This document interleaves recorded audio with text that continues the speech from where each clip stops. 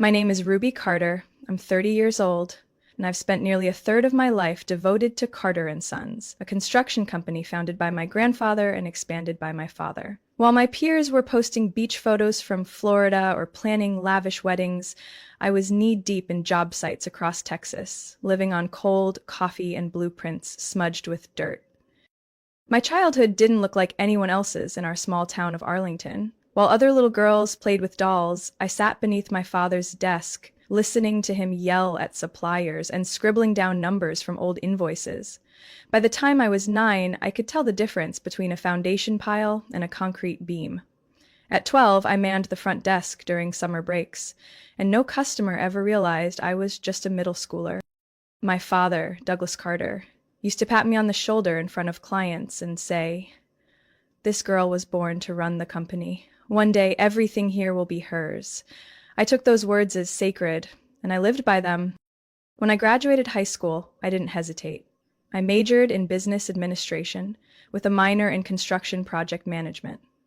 I turned down 3 prestigious scholarships to attend the same university my father went to, because he said if you want to carry on the legacy, you start from the roots. 4 years later, I graduated top of my class. No celebration, no parties. I went straight to work at the company the following Monday. From that point on, I was practically fused to the job. I got to the office by 6 a.m. and didn't leave until 8 p.m. Some weeks I slept on the conference room couch just to keep up with deadlines. I knew every major client's birthday, their favorite drink, their wife's anniversary, building relationships brick by brick, just like the homes we constructed.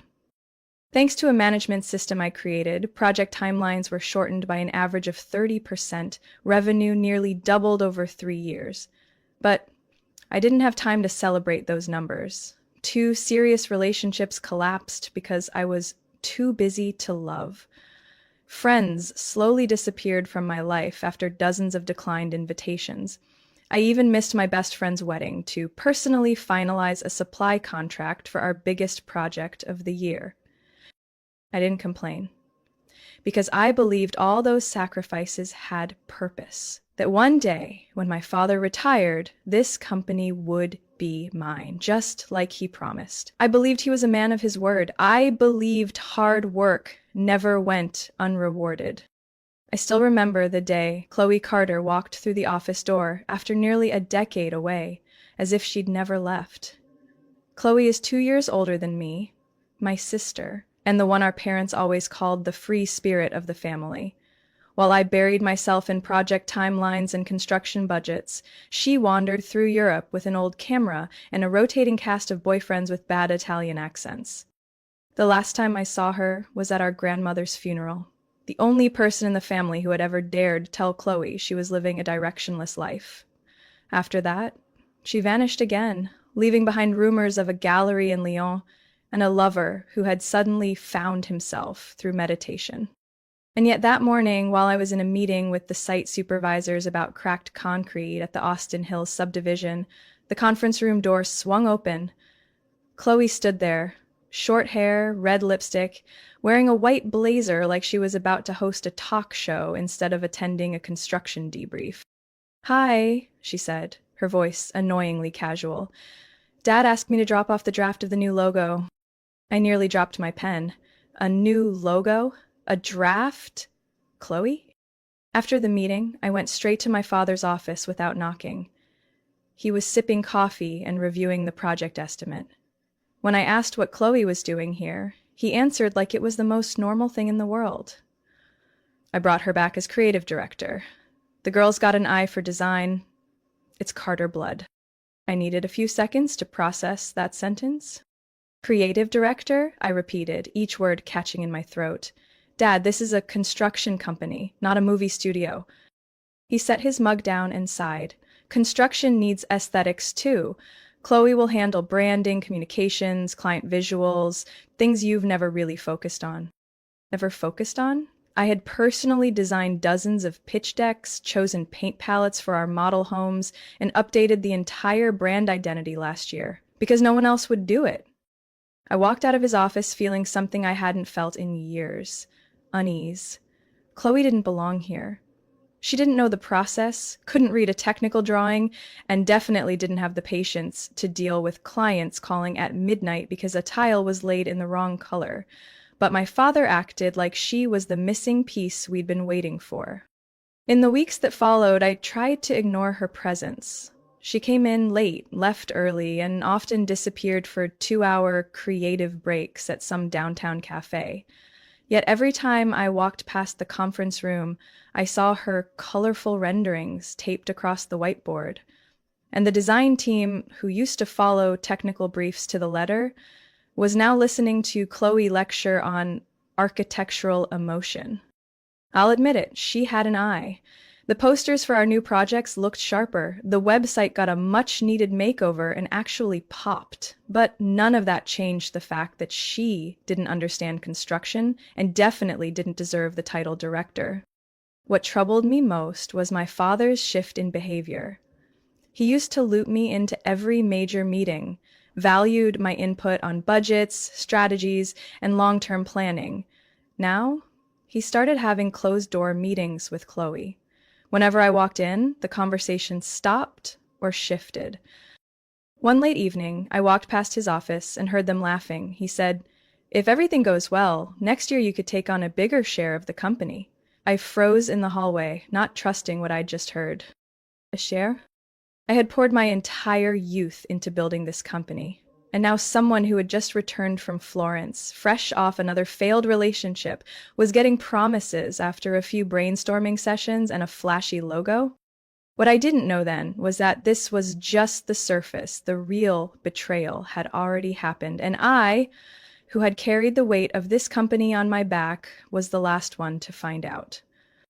I stayed late that Friday afternoon, sorting through legal paperwork for the Eastfield project, one we'd just secured but was already running into permitting issues. Chloe, as usual, had vanished around 3 p.m. with her usual excuse of needing creative recharge time. The office was nearly silent, lit only by my desk lamp and the soft hum of a printer still churning out something across the room. I couldn't find the legal agreement folder anywhere. While digging through a filing cabinet that HR hadn't properly reorganized since Chloe's admin restructure plan, I stumbled upon a green file, unlabeled, unindexed. I almost closed it and moved on until bold black letters jumped off the top sheet like a slap in the face. Ownership transfer, Carter and Sons. I collapsed into my chair, fingers trembling as I opened the folder. The notarization date read March 15th, over 6 months ago. I read it again and again, looking for a mistake, anything, but it was all there in clean legal print. 75% of Carter and Sons had been transferred to Chloe Carter. The rest was divided between Douglas and Laura Carter. My name wasn't mentioned. Not one. The shock hit like a high-speed collision. I could barely breathe. The office seemed to tilt, and I gripped the desk to steady myself. I flipped through the pages, desperate to find something, an addendum, a note, even a post-it, that would explain this as a draft or an error. Nothing. Every signature had been inked, every notary stamp perfectly sealed. It had all been done behind my back. I walked out of the records room holding the folder and nearly ran straight into Eleanor, our admin manager, who had been here since my grandfather's days. She froze when she saw what I was holding. Her eyes were guilty, hesitant. "Eleanor," I asked, voice cracking, "how long have you known about this?" She looked down, unable to meet my eyes. "Ruby, your father told us not to say anything. He said he'd tell you when the time was right." I clutched the folder tighter, the sound of the paper crinkling sharp in the silence. When the time was right? It's been 6 months, Eleanor. I've been waking up at 5 a.m., crashing on the office couch, signing every contract, while this entire company already decided I don't belong. She opened her mouth, but I raised a hand. I turned, grabbed my bag, folded the folder shut, and left. I don't remember how I drove home, only that at one point I stood frozen at a red light, unsure where I was even headed. My apartment felt strangely unfamiliar. I didn't turn on the lights. I didn't turn on the TV. I just sat on the couch, the folder still in my hands, the streetlight slicing through the curtains like a blade across my delusions. I thought of every promise my father ever made. You'll take over the company. This future is yours. No one understands Carter and Sons like you. All lies. I had declined offers from 3 major firms, walked away from a whole different life to serve a promise that was never real.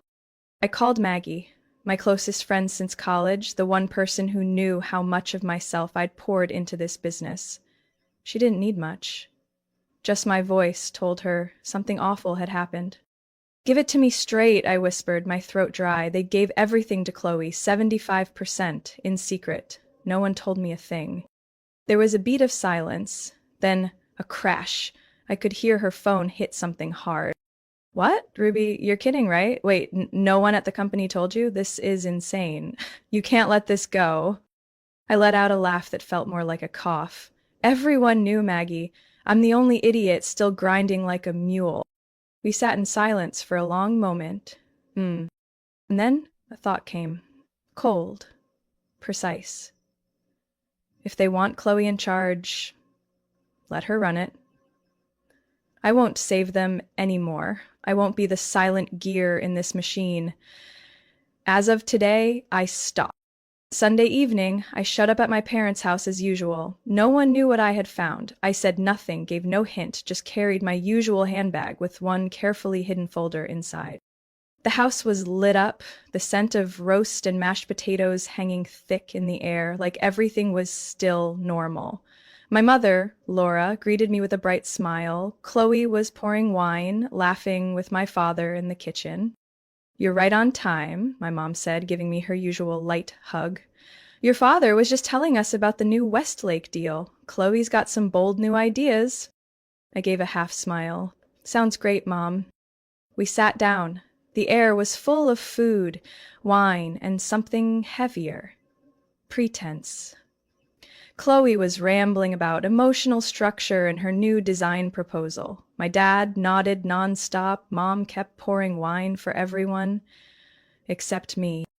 I speared a piece of cold meat and waited. Waited until they thought I'd stay quiet like every other week.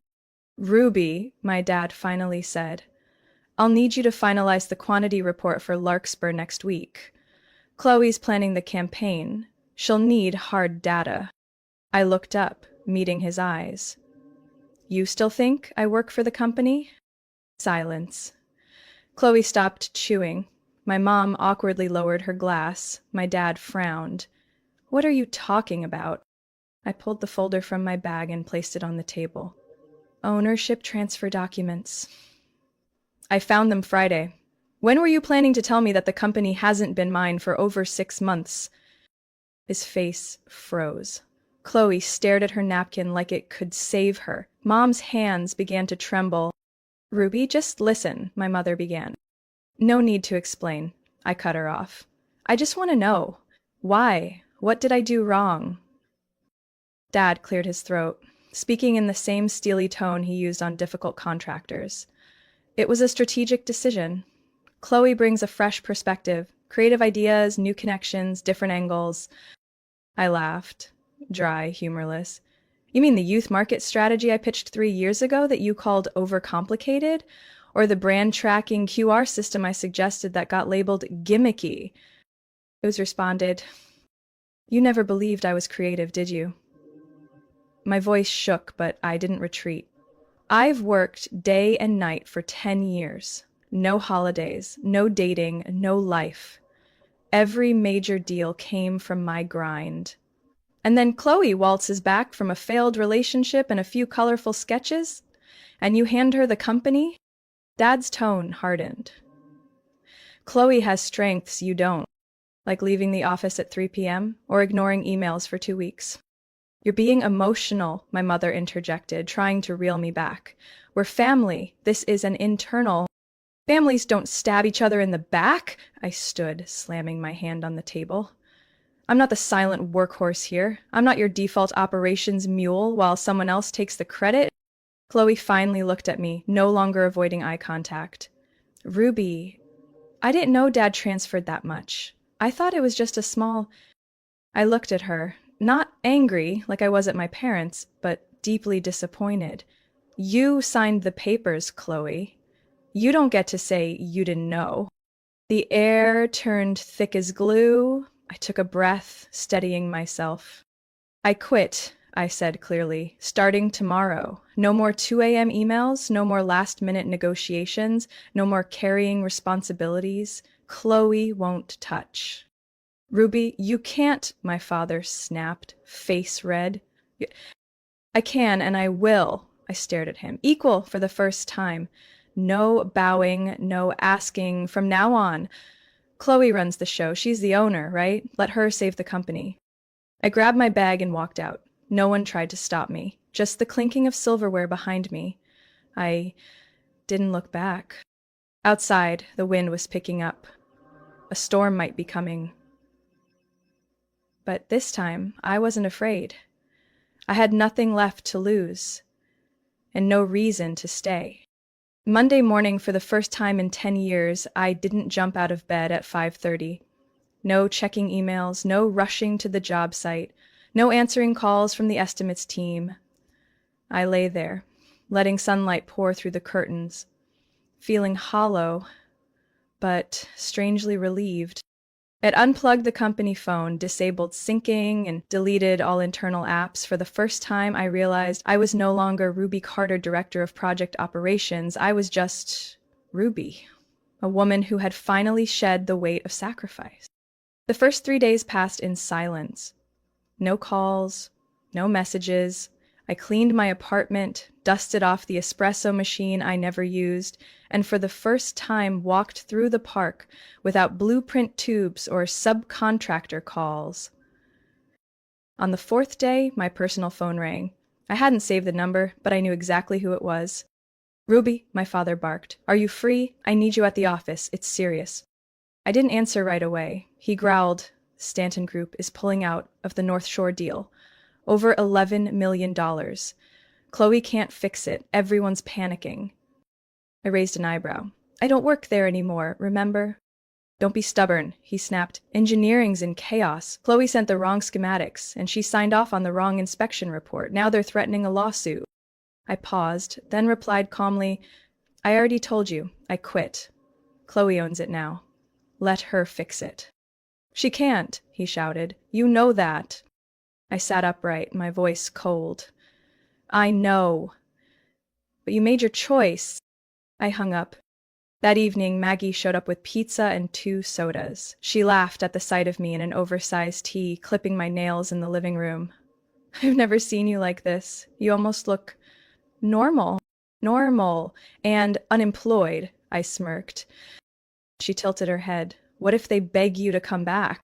I didn't answer. I didn't want revenge, but I also wasn't going to save them like before, not without conditions. Thursday morning, I got an email from Mr. Hal Whitaker, CEO of Stanton Group, our biggest client and someone I'd personally managed for 3 years. Subject: North Shore project status. Urgent message. Ruby, I'm sorry to reach you through your personal email, but Chloe hasn't responded appropriately, and no one at the company has proposed a viable solution. The project is stalled, timeline blown, staffing in disarray. If you don't return, we'll have to go with another contractor. I'd like to speak with you directly, as soon as possible. I read it multiple times, then sighed. They were starting to realize where the real value had been all along, but I wasn't ready to return. Not until the truth was acknowledged. On Friday, my mother called. Her voice, unlike my father's, trembled. "Sweetheart, we know we were wrong. Your father, he's being stubborn, but he's worried. Chloe, she's nearly breaking down. Could you at least meet with us once? Just talk, calmly?" I closed my eyes. The image of me in the dark reading the ownership transfer flashed again. That cold, locked-out feeling. "I'll think about it," I whispered. At exactly 7 p.m., I got a message from the office landline. A photo. Empty conference room, a whiteboard scribbled with red-crossed plans and a note scribbled beside it. "Chloe's lost control. Douglas is panicking. They need you, Eleanor." I sat still. Something stirred deep in my chest. Not pity, but a sense of duty, one I'd carried and had stolen from me. I stood up, opened my laptop, and began listing every mistake Chloe had made over the past 6 months. Mistakes I used to fix quietly. Then I outlined the Stanton contract milestones, linked accounts, and a crisis management plan. I wasn't sure if I'd return, but if I did, this time it would be on my terms. No more silent sacrifice, no more being handed responsibilities without being given power. Carter and Sons was cracking, and if they wanted me to save it, they'd have to face the truth, all of it, no dodging, no pretending. Saturday afternoon, my father called for the third time in 24 hours. This time I answered. "Ruby," he blurted, "we need to talk. In person." "Your choice of time and place," I replied coolly, "but if this is about asking me to come back, you'd better be ready to hear my terms." He paused. "Tomorrow, 9 a.m., third floor conference room." Sunday morning, I walked into Carter and Sons with a completely different feeling. I wasn't a loyal employee. I wasn't the daughter who gave everything for family pride. I was the one with leverage. The conference room hadn't changed, but the energy had. My father sat at the head of the table, visibly drained. Chloe sat beside him, quiet. My mother stood near the water cooler, silent. I placed my laptop on the table and opened a prepared document. "Before we start, I want you to know I've received an official offer from Morgan Construction, double the salary, profit share, and the role of Chief Operating Officer. If I accept, at least 3 major clients will follow me, Stanton included." Chloe leaned forward. "Ruby, I know you're hurt, but don't push this too far." "I'm not pushing," I interrupted. "I'm reclaiming what was mine." My father frowned. "What do you want?" I looked him dead in the eye. 40% ownership, a formal seat on the board, and a clear work agreement, no more than 45 hours a week, 3 weeks of paid vacation annually. No more silent sacrifices. If I return, it's as a co-owner, not a placeholder while others take credit. He leaned back, arms crossed. My mother set her water down. "Could you be flexible? 40% seems high." I didn't budge. "I've run 90% of this company's systems for 7 years. I'm not begging, I'm demanding what I've earned." "What about Chloe?" she asked softly.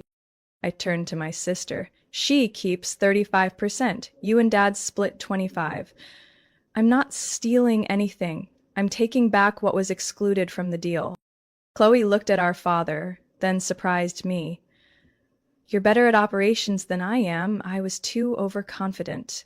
If Dad agrees, I'm willing to transfer 15% to you." I didn't hide my surprise, but I kept my tone firm. "Good. Then the remaining 10 comes from your shares." My father remained silent. I knew he was weighing the loss. 10% would sting. But losing Stanton and maybe North Shore and Parkview would be devastating. He suddenly stood, walked to the window, stared at the parking lot. A minute passed. Then he turned back.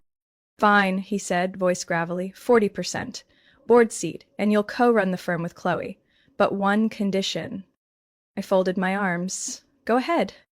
"You commit to stay for at least 3 years. No poaching clients, no damaging Carter and Sons if disputes happen." I nodded. "As long as voting rights reflect ownership, no one gets overruled." We shook hands. His grip felt colder than I remembered. Chloe smiled faintly, like she'd just set down a boulder. Before leaving the room, I turned back. "One last thing. Starting next week, we're overhauling operations. New standards. No more burnout culture. If you want to retain good people, start there." No one objected. I walked out of the office, head high. I didn't win through fury. I won through clarity. We met again a week later, not at Carter and Sons, but at a small Italian restaurant by the Trinity River, where my father had once held his 30th wedding anniversary. This time there were no balloons or cake, just a quiet table, candlelight, and 4 people trying to clean up the mess they had all helped create. I arrived on time, Chloe was already seated, tense but no longer avoiding my gaze like before. My parents sat across from each other, and for the first time in months, my mother wasn't hiding her worry behind her usual softness. As I pulled out my chair, Chloe spoke first. "Thank you for coming, Ruby. Before we discuss anything, I want to say one thing. From the heart. I'm sorry." I looked up and met her eyes. No smugness, no defensiveness, just exhaustion and sincerity. "I didn't understand how much you were carrying. I thought showing up here and there was enough, but when you stepped away, I saw clearly how much you were doing behind the scenes." I stayed silent. Chloe took a deep breath, then looked at our father. "And Dad," she continued, "you need to say what needs to be said." My father frowned, clearly uncomfortable, but he put down his silverware and clasped his hands together. "I was wrong," he said plainly. "I chose what was easiest for the family, but hardest on the one who deserved better. I didn't think you'd actually leave. I assumed you'd keep pushing through, like always." I looked at him for a moment, then turned to my mother. She hadn't spoken yet, but her hands beneath the table were clutching a napkin into wrinkles. "I want to be clear," I said. "I'm not coming back to patch things up. I'm coming back as a partner, and I won't tolerate silent sacrifices being treated as expected anymore." All three of them nodded. The meal eased up after that. The creamy mushroom linguine was just as good as I remembered, but this time I wasn't mentally juggling unanswered emails or unfinished proposals. I just ate and listened. As dessert arrived, Harold, the family's attorney, joined our table. He brought a draft outlining the updated ownership structure and legal rights. According to the new agreement, Chloe voluntarily transferred 35% of her shares to me. Held 40%, Chloe retained 40%. Our parents shared the remaining 20%. I was appointed Chief Operating Officer, overseeing internal operations, finance, and project management. Chloe became Chief Creative and Client Officer, handling marketing, partnerships, and brand image. All major decisions required at least 2 of 3 votes from primary stakeholders. Harold looked at me. "Anything you want to add, Ruby?" I shook my head. "Just one final clause, a sustainable work culture. Maximum of 45 hours per week for senior staff, 3 weeks of paid leave annually is mandatory." My father raised an eyebrow, but my mother nodded immediately. "It's good for mental and physical health. We need that." Chloe gave a small laugh. "And let's start by not sending emails after 8 p.m. I nodded. "Deal." As everyone signed the draft, I felt relief, not just because I'd won, but because I was finally being treated as a person of value, not a silent gear in a family machine. The following week, we returned to the office. No banners, no celebration, just surprised looks from staff and a few hopeful nods. We held an all-hands meeting. I stood beside Chloe to present the new leadership structure, clearly defining responsibilities, committing to manageable workloads, launching a smart time management system, and announcing the company's first employee wellness fund. The meeting ended with genuine applause. Eleanor, the one who used to avoid eye contact with me, approached quietly and said, "The company's going to be different this time, Ruby." I nodded. "And it starts with us." That night, I didn't stay late. I closed my laptop at 6 o'clock sharp, turned off the lights, and left as the sun dipped behind the west-facing buildings. Walking past the parking lot, I spotted Chloe, still in the conference room, sketching ideas for a new marketing campaign on the whiteboard. I didn't go in, I just watched for a moment, then smiled. Maybe, for the first time in our lives, we weren't 2 sides pulling against each other. We were 2 halves finally learning how to move in the same direction. Even if it took too long to get there. 6 months after that Riverside restaurant meeting, Carter and Sons entered a strange but steady recovery. Structured, calm, and finally livable. Gone were the sleepless nights and 1 a.m. crisis calls. In their place, clear schedules, manageable workloads, and, for the first time ever, time to actually live. The Stanton Group kept their contract after I personally restructured our entire execution plan and set clear delivery timelines. They even signed a second contract, this one for 3 years. Other clients noticed the shift too: better performance, brighter team morale, and proposals that didn't read like last-minute panic dumps. Surprisingly, Chloe grew into her new role. Once she no longer felt the need to act like me, she led marketing with her own voice. Her campaigns became emotionally resonant, something I couldn't replicate. She gave the company soul, I kept it steady. We learned to negotiate instead of clash. We still argued, but no longer to win, only to move forward. As for me, I started reclaiming my life. No longer Douglas's daughter or the one holding everything up. Just Ruby, 30 years old and finally in charge of herself. I took yoga every Monday morning, and every Thursday night I had dinner dates with Adam, an interior design engineer I met during the Fort Greene project. He drank peppermint tea, played awful piano, but listened in a way no man ever had. I told him everything, the shame, the hurt. He didn't offer fixes, just one sentence that stayed with me. You don't have to prove anything to them anymore, you already did. Even my relationship with my family changed. Every second Sunday of the month we had dinner. No business talk, my dad spoke less, but didn't look at me like I was awaiting orders. My mom stopped pushing marriage or babies, and for the first time ever asked what I liked to eat. One late fall afternoon, while I was working in the glass office upstairs, my dad walked in. No knock, as usual, but no files, no budget questions either. I just wanted to say, he hesitated, rare for him, that I'm proud of you, not for coming back, but for knowing when to leave and when to draw your lines. I sat silent for a moment, then replied softly, I just learned to value myself as much as the work I do. He nodded and left, the door gently ajar behind him. I stayed in that room long after closing, watching the sunset fall across the parking lot where I used to sit at 5 a.m., bracing myself for another battle. Now I walk in with a different stance. Not to prove anything, but to build something. Carter & Sons had changed. So had I, and for the first time, I wasn't stuck inside someone else's definition of who I should be. I don't know what the future holds. Maybe Chloe and I will still argue over font choices or ad budgets. Maybe Dad will slip up in a meeting. Maybe I'll fail a project for reasons no one can control. But I know this, I will never lose myself again, not for duty, not for guilt, and definitely not for promises that only serve others. I've reclaimed the right to decide for my work and for my life. And to me, that's worth more than any CEO title ever could be. Ruby's story is a powerful reminder that sacrifice means nothing when met with silence and treated as default. In real life, if you're giving your all and still going unseen, don't be afraid to set terms or walk away from places that treat you like a tool instead of a person. Only when you stand your ground can you reclaim not just fairness, but the right to steer your own life. Your worth isn't defined by endurance, it's defined by the boundaries you dare to set. What do you think of Ruby's choice? Was she too firm, or finally claiming what she deserved? Share your thoughts below, and don't forget to follow the channel for more powerful family stories.